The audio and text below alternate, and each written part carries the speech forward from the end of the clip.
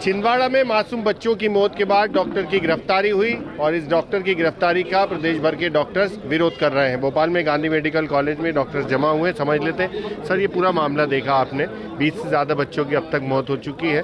अब तक में क्या समझ पा रहे हैं सर, अब तक में क्या हुआ आखिर जो बच्चों की मौत हुई? कई जगह पे कह रहे हैं कि सिरप में जहरीला पदार्थ मिलाए गए थे, कई जगह कह रहे हैं डॉक्टर्स की भी लापरवाही थी। आप कैसे?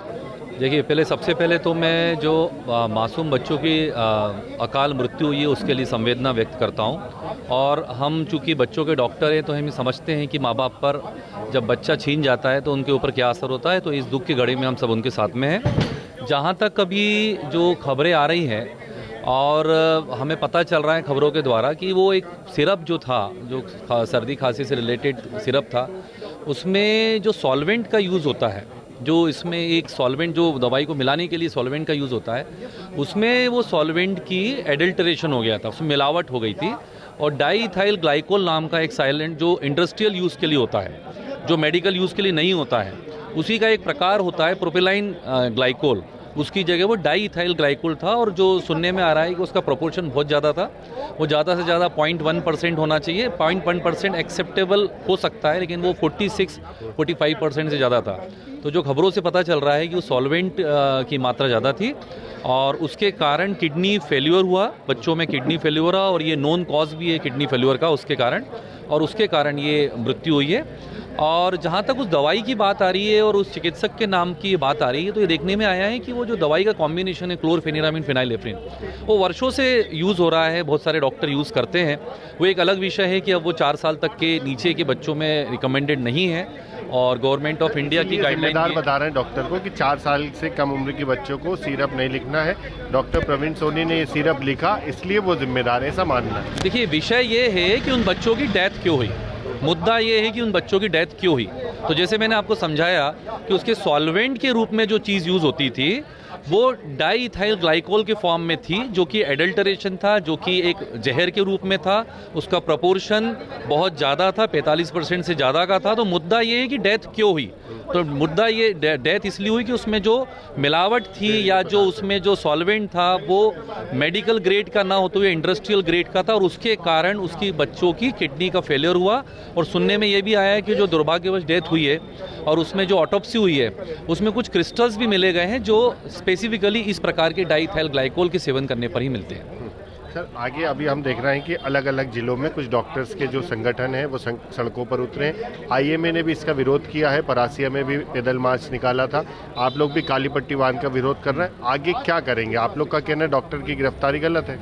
देखिए, हम लोग सब लोग डॉक्टर्स जो है, हमारे जो नन्हे मुन्ने बच्चे हैं उनके लिए हैं, उनके पालकों के लिए हैं। हम किसी भी तरीके से ऐसी स्थिति उत्पन्न नहीं करना चाहते हैं जिससे कि मरीजों को, हमारे छोटे बच्चों को नुकसान हो या किसी तरह से परेशानी हो।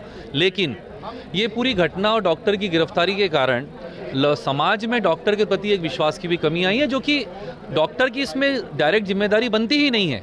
क्योंकि डॉक्टर बीमारी को देखता है, बीमारी को देखने के बाद उस बीमारी में कौन सी दवा का इस्तेमाल होना चाहिए वो लिखता है। उसे इस बात का अंदाजा नहीं होता कि उस दवाई में क्या जहरीला पदार्थ मिला है और क्या उसकी डायरेक्टली क्वालिटी कंट्रोल कितना हुआ और कितना नहीं हुआ, क्योंकि वो उसके अधिकार क्षेत्र में नहीं आता है। और कोई दवाई कहीं मार्केट में उपलब्ध है तो वो प्रॉपर स्क्रीनिंग होके प्रॉपर गवर्नमेंट की गाइडलाइन के हिसाब से आती है। तो डॉक्टर का ये काम भी नहीं होता है कि कहीं वो पूरा ऑथोराइज सेक्शन से पूरा कंट्रोल्ड वे में लाइसेंसधारी मेडिकल स्टोर से मिला है, तो डॉक्टर को इस बात की जानकारी नहीं होती कि उसके अंदर क्या है। तो डॉक्टर ने तो बराबर दवाई लिखी उस बीमारी के हिसाब से। अब ये विषय जरूर हो सकता है कि वो रिकमेंडेड थी कि नहीं थी, वो एथिक्स प्रैक्टिस में आ जाता है, तो एक अलग विषय। सर, जो अभी तक में सामने आई बात, कहा कि जैसे जहरीले पदार्थ उसमें से मिले हैं, तो इसी वजह से बच्चों की मौत हुई है या फिर कम उम्र के बच्चों को सिरप लिखे गए, इन वजह से भी मौत हुई? देखिए, कम उम्र की बच्चों को सिरप लिखे जाने की जो गाइडलाइन है, हर दवा का यदि आप देखेंगे तो कुछ साइड इफेक्ट प्रोफाइल होती है, उसके लिए कुछ गाइडलाइन होती है, पालन किया जाना चाहिए। यथासंभव हर चीज़ को एज पर जो हमारा लिटरेचर है उसको हमें फॉलो करना चाहिए। डॉक्टर्स की प्रैक्टिस में कई बार ऐसी जगह आती है जहाँ पे हमको विथ कॉशन, कई बार होता है लीवर डिजीज़ के अंदर कुछ कुछ दवाइयाँ हैं जो नहीं देनी है हमको, हमें देना पड़ सकता है, मजबूरी होती है, इंडिविजुअल टू इंडिविजुअल डिसीजन लेने होते हैं। ये एक मैटर है। दूसरा मैटर है, हम लगातार कई बार एक्सपीरियंस के आधार पर भी कई चीज़ें करते हैं जिसको हम बाद में एज ए प्रेजेंटेशन देते हैं कि साहब ये दवा हमने यूज़ की। कई बार ट्रायल भी करते हैं। ये सब चीज़ें होती आई हैं। लेकिन ये जो मौतों का सिलसिला है, इसमें एक दुर्भाग्यपूर्ण रूप से कोई एडल्ट्रेशन होने की वजह से यदि ये दवा में कुछ मिलावट है और उसकी वजह से कोई डेथ्स हुई हैं, तो इसको जांच का विषय होना चाहिए, न कि ये एक चिकित्सक समाज और चिकित्सकों और मरीजों के बीच में अविश्वास पैदा करने का विषय होना चाहिए। ठीक है, तो ये तमाम डॉक्टर्स हैं, छिंदवाड़ा में डॉक्टर्स पर हुई कार्रवाई का विरोध कर रहे हैं। इनका कहना है कि पहले जाँच होनी चाहिए थी, उसके बाद डॉक्टर की गिरफ्तारी होनी चाहिए क्योंकि डॉक्टर्स ने सिर्फ दवा लिखी है और दवा में जहर किसने मिलाया, ये उसका मुख्य दोषी है। TV9 मध्य प्रदेश छत्तीसगढ़ के लिए आमिर खान।